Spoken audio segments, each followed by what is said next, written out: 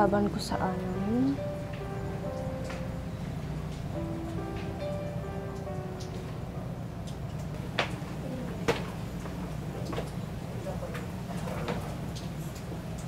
Nak, Ay!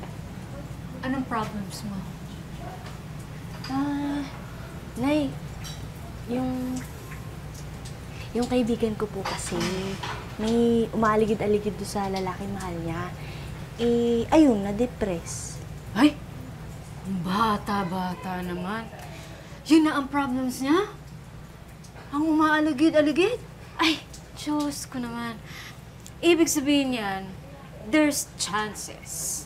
Kaya, sabi mo sa kanya, kung ano man yung feelings niya, yung nararamdaman niya, eh, paglaban niya.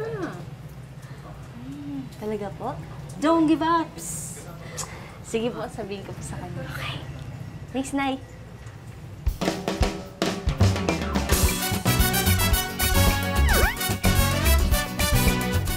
At dahil nga po ang sabi ni nanay ay lumaban ako, lalaban ako. Kung paputian lang ang labanan, hindi ko uurungan yan.